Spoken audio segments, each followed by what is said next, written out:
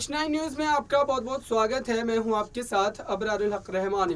एकनाथ शिंदे और शरद पवार के बीच जो राजनीतिक खाइयां पैदा हुई थी उसको लेकर के ऐसा लग रहा था कि आने वाले दिनों में इन दोनों राजनेताओं में जो मुलाकात है और गठबंधन जो है वो बहुत दशकों तक जो है नहीं हो पाएगा। लेकिन राजनीति कुछ ऐसी खेल का नाम है कि आपके दुश्मन भी ज़्यादा दिनों तक दुश्मन नहीं रह सकते और ज़्यादा दिनों तक आपका दोस्त भी दोस्त नहीं रह सकता। अभी जो सूत्रों के हवाले से बड़ी खबर आ रही है वो खबर ये है कि शरद पवार ने एकनाथ शिंदे को एक बड़ा संदेश भेजा है और संदेश में राजनीति से जुड़ी कई मामले जो हैं वो बताए जा रहे हैं। मामला ये बताया जा रहा है कि अब शरद पवार को एमवीए गठबंधन में रहने का जो एक तरीके से कहें लाभ वो नज़र नहीं आ रहा है और आने वाले दिनों में वो हो सकता है कि एमवीए से खुद को अलग करने का बड़ा फैसला सुना सकते हैं। इसका एक तरीके से संकेत उन्होंने कई बार दिए भी है। संजय राउत जो कि शिवसेना पार्टी के दूसरे तीसरे नंबर के कद्दावर नेता है,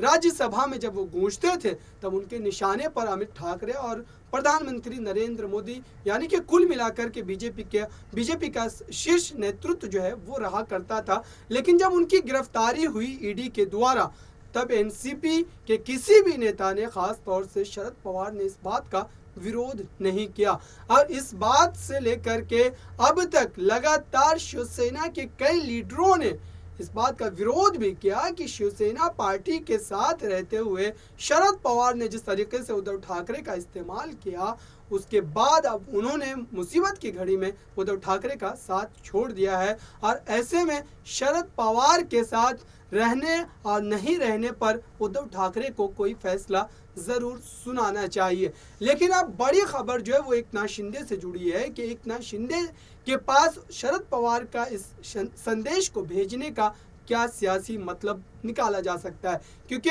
लगातार शरद पवार जिस तरीके से एमवीए गठबंधन को लेकर के तमाम रणनीति बनाते थे और ये सरकार कहीं ना कहीं शरद पवार की ही कही जा रही थी, भले ही उद्धव ठाकरे सीएम का चेहरा हुआ करते थे। लेकिन अब देखते हैं कि एकनाथ शिंदे के साथ शरद पवार की क्या साठगांठ है और इसको लेकर के आने वाले दिनों में दोनों नेताओं के दरमियान क्या बातें जो है वो होती है और अब महाराष्ट्र की राजनीति में फिर से एक नया खेल क्या देखने को मिलेगा, क्योंकि अब तक जो सियासी हलचल चल रही है वो काफ़ी नहीं है। इससे भी बड़ा खेल जो है आने वाले दिनों में हो सकता है, क्योंकि एकनाथ शिंदे भी अब बीजेपी खेमे से नाराज चल रहे मंत्रिमंडल विस्तार के बाद से लगातार। फिलहाल इस रिपोर्ट में इतना ही। देखते रहिए ताज़ा तरीन खबरों के लिए नेक्स्ट 9 न्यूज़ को। धन्यवाद।